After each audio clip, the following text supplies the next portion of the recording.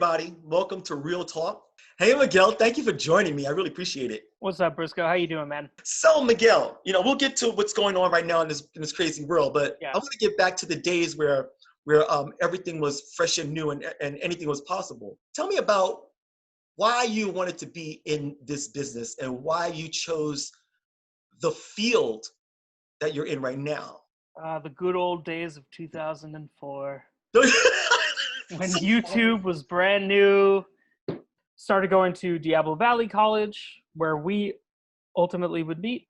And so I took this broadcasting class, which was ultimately just live TV production. Mhm. And I made some really great friends that year.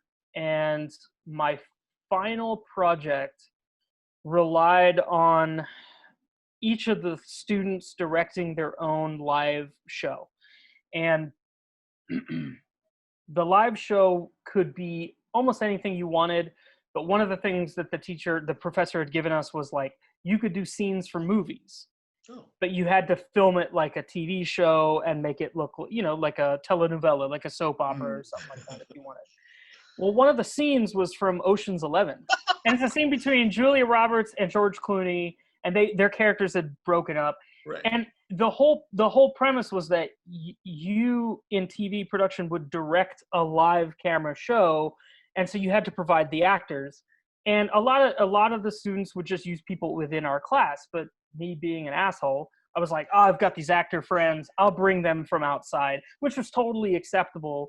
But what the professor also said was, you are completely responsible then for them showing up, otherwise you don't get the grade. Oh. Well, 2 out of my 3 actors didn't show up. The other actor, which was actress, was one of my best friends, Angelina, who was actually taking the class that semester with me, and she was in it. And she played Tess. She played Julia Roberts' character, and it was the scene where her and George Clooney they're talking about how their differences are, and then the hotel manager or the hotel owner who's actually dating Julia Roberts shows up to the table, and they have a little bit of a tension, George Clooney and him, and then George Clooney gets up and leaves, and that's the scene. And I had 2 male actor friends that were going to play those roles, and they didn't show up. And my professor said, well, you've got until your other fellow students get through theirs to figure this out, because otherwise you're not gonna pass. You're not gonna get a passing grade on your final. And so I just racked my head. I was panicking. I didn't know what the fuck to do. And it just dawned on me that I had 2 really good camera friends within the same class that happened to be Japanese. And they were very Japanese. They spoke very little English.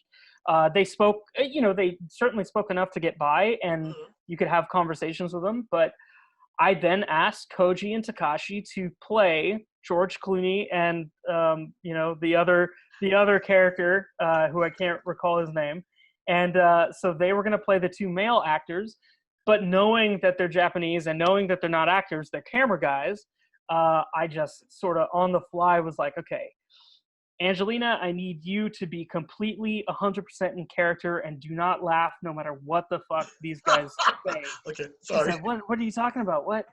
And so I then asked Koji and Takashi to play the 2 male figures that are in this scene. But in order to get through it, I just need them to speak to her in Japanese and to give cadences, beats in between, so that they could interrupt each other and she could say her lines. But just talk about whatever the fuck you want. Just say it in Japanese. Don't break. Don't laugh. This is awesome. But let her talk every once in a while. And this was already fucking hilarious because it's such a ridiculous concept. But we got through it, and the whole crew, behind, up in the control room where I was directing, and all the controllers were all just laughing hysterically because they're sitting there having a full-on conversation to Angelina in Japanese, and she's been dramatically saying her Julia Roberts lines with fucking perfection. And so I got a really great grade at the end of it. And part of it was because it wasn't very good, but it was because I problem solved, and I solved the problem, and I figured it out, and I didn't let I didn't let the no-shows, the two no-shows, debilitate my ability to get a grade. Like the goal was the grade, and professionally in life, right? Mm-hmm. If a paycheck is on the line, getting the job done is the job, just getting it done. And Right. sometimes you have to think outside the box. And it was that thinking outside the box that immediately, it wasn't until that last day in class where we had our finals where I just was like, fuck, okay, I want to do this for a living. We asked Koji and Takashi, what the fuck were you guys talking about? And I said, oh, we were just talking about baseball. That's Cool. awesome. And I It love the works. way that, early on, you learned problem solving. It's like, look, this is something that has to happen. I have to get a good grade on this. So I'm going to have to solve these problems. And that's something that I admire about you to this day. So let me ask you about, let's jump to when you moved to Los Angeles and Yeah. you started you guys created a scene creation company to help other actors out. And tell us about Rapid Reels a little bit. Yeah. So, really close friends of mine start moving to LA. I had you move to LA, Aurora moved to LA.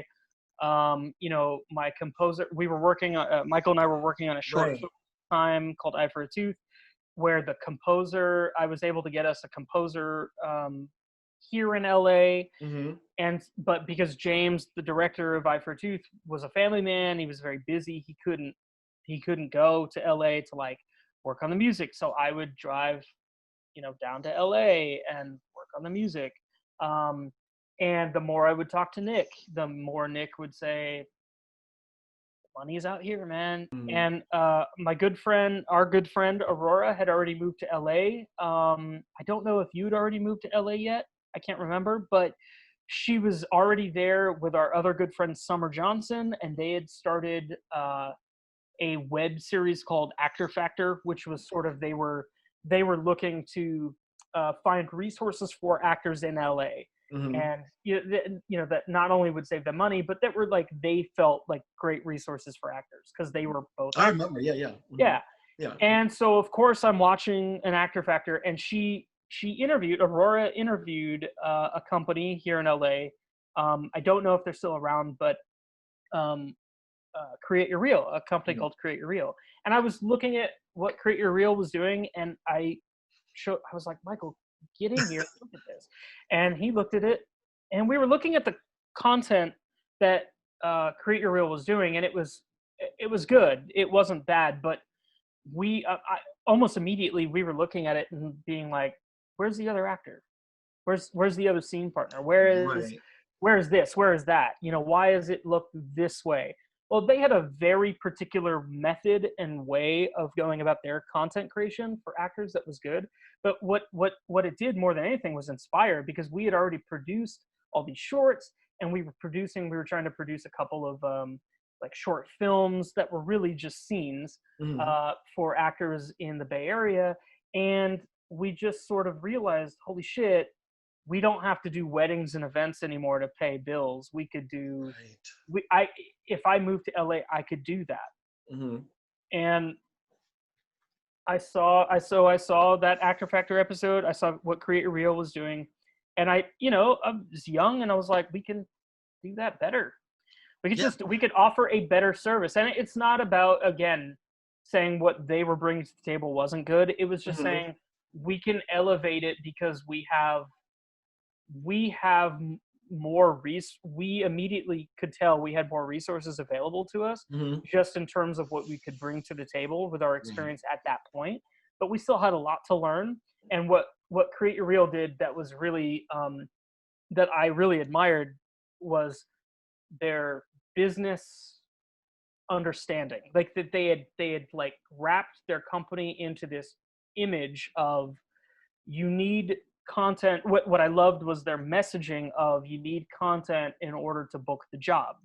and and there's no reason for you not to be booking work, but we're entering into this new phase where people are going to need content. And so Create Your Reel was one of the first companies I saw that was sort of ahead of the game in that regard. And so what I wanted to do was bring the same energy but elevate it again, like set a higher bar, Right. try to set a higher bar for what actors should expect. And that for us was about creating content that looked hopefully like it was being pulled from a TV show or a movie, and that we were going to include another actor so that it wasn't just looking over a camera, looking over a shoulder, that the other actor just was playing on by themselves. I've never seen a movie, unless it's a monologue, where an actor's not playing off of somebody, even if it's just an insert cut of another person.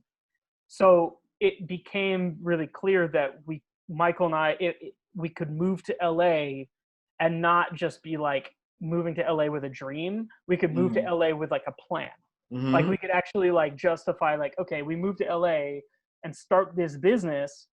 We're offering a service to actors. Like we all of a sudden have a way to generate income for ourselves instead of having to go out and get survival jobs, which we still had to do when we first got there, but we didn't have to do that for very long. Right. Yeah. So we started Rapid Reels. We started a content creation company for actors called Rapid Reels in 2010. And when we moved to LA, and it's still going. Michael had left a few years ago, and I sold it last year to Michael McIntyre. We're very happy to see that the company is still thriving. Considering we're now in quarantine, it's a little crazy, but I'm incredibly honored and touched that like we were able to feel like we actually elevated the standard for what scenes need to look like for actors in town. We started noticing a lot of people doing similar things, and I don't want to say that we were responsible for that because there's no way of knowing. People, it's just a reasonable idea, right, to put another actor in a scene, but I love that we were one of the first. Like we were one of the first in LA that we saw that were putting in other actors free of charge. It wasn't an additional cost to we're just getting it, and there was a elevated sense of quality when you did that. Absolutely. I saw the evolution of Rapid Reels, and you guys, even though you were great in the beginning, because I was one of your first clients and it was great, you guys evolved to a point where it was like watching a mini movie or watching a scene from a TV series. So the people were getting more than they probably even realized in the beginning when they reached out to Rapid Reels. They were getting a really good production value all around. So I want to just applaud that because it's funny to go back and watch some of those older scenes though, because I can really see where like we're figuring it out still. Yeah, but it still worked. It still worked. And let me explain this to you really quickly. Even though my reel is old, I used that reel last year to get my agent who I have now, and it was all because of the reel and a clip from the trailer from Real Talk. Your performance was still great, man. I mean, that's the thing is your scenes, your actual. I'm not bullshitting. Actually, when we shot and edited your scenes, it was the first time it really felt elevated. I think for me, the scene that felt really cinematic was the one of you in the cemetery. Yeah, I love that. It felt really cinematic, and the creative choice to go black and white on your dancing one was good. The audio was atrocious because we didn't have John or any audio guys at that time. It was still Michael and I doing that. But it was one of those things that I remember that your scenes really elevated what we knew we could do, and that really helped inform the level of quality moving forward. Like it was going to be really hard for us to go backwards after the scenes that we shot for you. On one hand, you're running a business where you're there to take care of the actor and make them feel special. But if an actor is not bringing their best work to the table, you have to call that shit out. Because in my opinion, you're paying too much money for us to just sit and like watch you flounder. Right. It was definitely time when Michael left. And I ran it for another year, but even by the time Michael left, my heart wasn't as into it anymore. We'd already been doing it for about 10 years and 9 years at that time. And it's just like, we've already done over 2,000 scenes. We've done 2,000. I've got at least 2,000 scenes worth of editing credit under my belt. So of every genre you could imagine. Right. Yeah. There's not much more, for me, to learn from that. Okay. And that's not to say you can't learn from everybody. Every client brought something new to the equation that you could learn from. But I think it just became one of those things where it was just like I was burnt out. And Mhm. with Michael being gone, the same appreciation I had for it with it being, it was ours. You know, it was Right. Michael and I's company. Mhm. And so once the other side of it left, it was just like it's not as it's not the same. I feel like after that year, I was just like, well, I think it's time to close shop. But Michael McIntyre, who had been working with Michael and I for Mhm. years, I just made him an offer. I was like, I'm thinking of closing the doors, or I can sell it to you. And he took my offer and he bought it. Um, and I sold him all the assets. So it's entirely his company, but Mhm. he still has Michael and I down as the original founders on the website, Right. which is Yeah. great. And they're doing, I think they're doing some pretty great things over there now. And I think that they, we got the shit end of the stick of me selling it, and then we went into COVID. Right. Um, but But he's, they're doing it right. yeah. Max really bringing some fresh blood into it in a way that I couldn't. I was done with, Mhm. and Mhm. I think that just knowing that the name and the company still exists, and that Michael and I were able to create something that is living past us is nice. It's a nice Yeah. feeling that Yeah. it It's a legacy. survived. That is still Yeah. thriving. Yeah. That's awesome. So, Miguel, what do you see I in want your? you.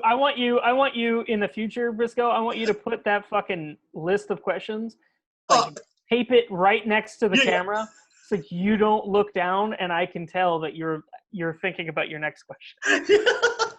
No, I didn't have any more questions. I was like gonna like come up with this really good question. No, no. What do you see? Once this pandemic is I don't want to say the word die down. It's like a terrible word to say, but when this whole thing, when we get to some kind of normal to get back to work, what do you see for your next thing? What do you want to accomplish next in Miguel's I mean, Amodio's? I'm still working on being an editor. Mm-hmm. I think whether it's content we want or propaganda videos, one way or another, there's going to be a job for editors somewhere. Right. Oh, sure. Uh, Well, edit. um, yeah, it, it's You're a great editor, so I think that's it's just a matter of thinking about. I think there's a lot of emphasis people put on when things go back to normal. right. I Yeah. mean, this is the There's new no. normal. What I This mean is going by to be the our new new normal normal. until Right. there's a vaccine. Right. Um, because I think the more people look at their civil liberties being, stomped on by having to wear a mask.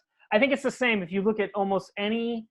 I think if you look at any new rule that was put into place, like the first time they introduced seatbelts, Hmm. windshield wipers, Yeah. Right. this or that, you always get kickback. You always get pushback. Oh, I'm not going to do Right. that. I'm not going to do that. Yeah. Yeah. Well, I mean, you're gonna have you're not gonna have people mostly driving in the car dying from a car accident, but Right.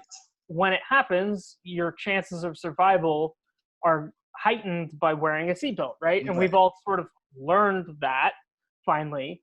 I think masks are kind of going to be the new norm moving Hmm. forward.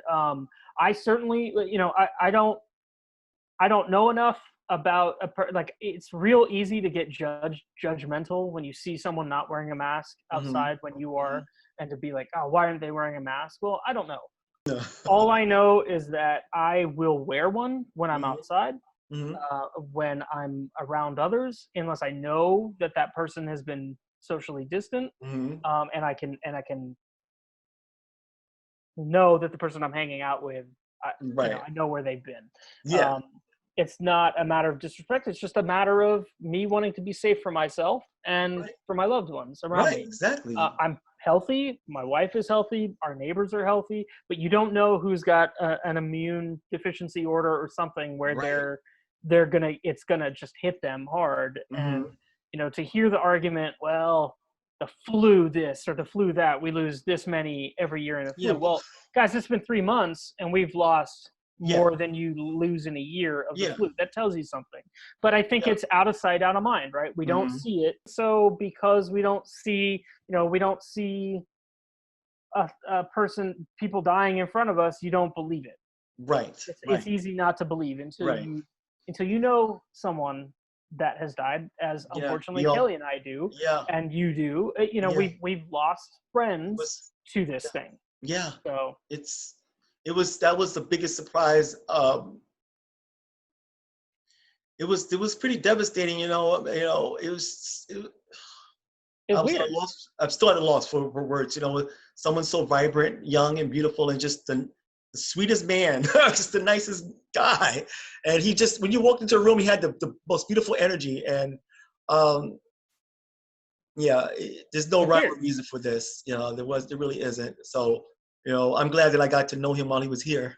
You know what I mean? Statistics don't mean shit Yeah, it when doesn't. you Yeah, actually know someone that's died, and it is yeah, kind of a wake up call. I mean, my dad got it. He's yeah. fine. He's And he's recovering. fine. Yeah, But like he got it, mhm, and he's been recovering, and yeah, it's not, and I think it's easy for us and young people to ignore it and to not mhm, worry about it. right. But I think it speaks to the larger mindset that we have as a society that we sort of need to change, which Yeah, is this individualistic, only worry about yourself yeah, mentality instead hmm, of your community. And I think again, we get out of all of this bullshit if we work as a community. yeah. So true. Yeah. But you cannot force people to understand that. Hmm. You have to lead by example. You have to show people that, and you have Yeah. to show it in ways that are supportive and loving, not aggressive and angry Right. if they Yeah. disagree with you, because that plays into the same fear mongering that we don't like about Trump and his Hmm. cronies. You know what I mean? It's this Hmm. whole fear mongering society, regardless of what side of the aisle you're on, needs to kind of stop. Yeah.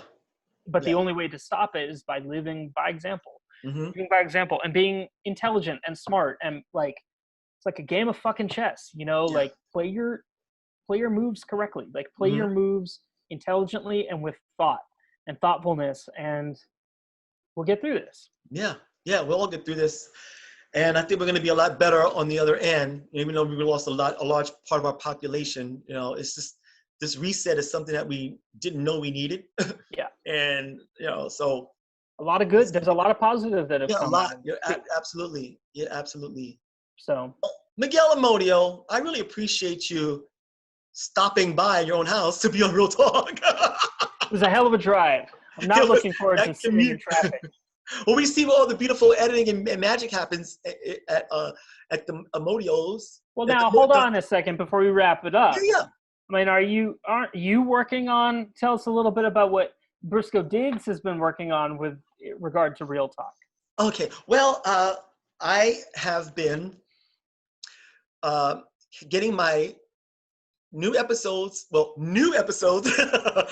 Real Talk that have been in the can for a while. I'm getting them edited, and they're going to be re-released pretty soon. I'll keep you all updated, and then we're going to continue with our new format here on Zoom. So I'm really excited about it.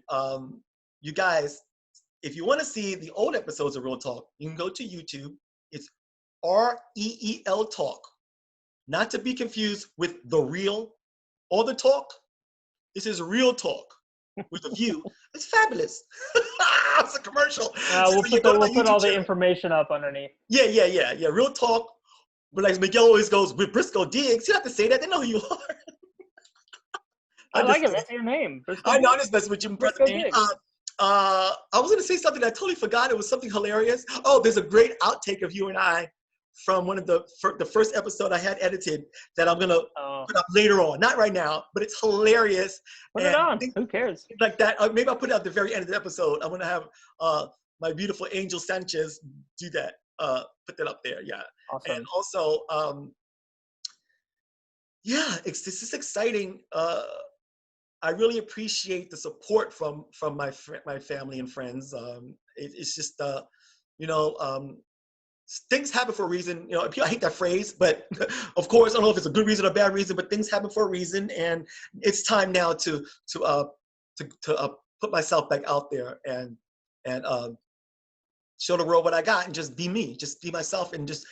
But also, like Miguel also says, do your research. He has no accent, but do your research. I was trying to sound like your dad a little bit. Puerto Rican. That's my Puerto Rican accent. Yeah, I know. I didn't know Do I your was Puerto Rican, research. but Yeah. or So, Cuban. what do you consider yourself, Miguel? Are you Argentine? I'm American. I'm American as fuck. American? You're Black American? I'm American as fuck. Here's Yeah. the thing. No, you're good. My father's from Argentina, Mm-hmm. and my mother is technically Irish, but Yeah. Oh. but many generations. Like Right. she's Right. been, So I was born and raised here in the States. I understand Spanish. Mm. I don't speak it very well. So I have all the benefits and privileges of most white people. Yeah. So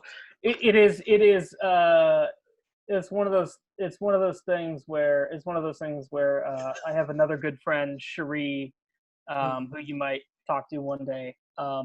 Yeah. But from his family's from Sri Lanka, but he was born and raised here in Florida, and we have a lot of the same feelings about like where we don't feel worthy of our heritage because we don't know it very well. And we're not connected as closely to it as we would have liked, for a variety of reasons. I mean, my dad came to the country not knowing English, so he was learning English, so we didn't speak a lot of Spanish, and there was no emphasis on me having to understand it, which is a shame, but I'm not going to blame my parents for me not understanding Spanish. Yeah. I could learn it if I wanted. Yeah, you're right. And I certainly, again, know enough of it that I start picking it up pretty quickly. It was my first language when I was really little, but it was one of those things that I just fell off. So I kind of feel the same way. I wasn't raised with my biological father. He's Puerto Rican, so I don't know much about besides what I researched. I don't know much about my Puerto Rican heritage, and I don't speak Spanish either. So I understand how you and Shireen feel about that. But no matter what, it's in our DNA, so we can't take it away. Yeah, that's true. So I'm Afro-Latino, but so yeah, brother man, I'm gonna let you get back to your beautiful day. Thank you, man. Your beautiful, lovely wife. You're gonna interview my lovely wife tomorrow, aren't you? Or at some point this week? Yeah. You gotta reach out to Alicia and David. Get their side of the story. They're so far away. You need to when you interview Alicia, you need to lead with. So I heard you single-handedly shot Planet of the Apes. Oh yeah. see the reaction on her face. Yeah. So tell us about that day when you single-handedly shot Planet of the Apes in one day. In one day. All right, brother. Briscoe, thank you for coming back. Thank you for being my first guest. And you have a great day. You too. I'm gonna do some organizing, because that's my new word, organizing. And I will talk to you pretty soon. Do you not have your closing statement for Real Talk anymore? Oh, you know what? I want to tell y'all. If you have a dream in your heart and a plan, it's never too late. Can you dig it? We can dig Hashtag. it. Gotta get that merch. All right, Briscoe, thank you, man. Thanks, Angelina Breen. True. Brother, you have a great day, and I will talk to with you soon. All right. Don't go anywhere.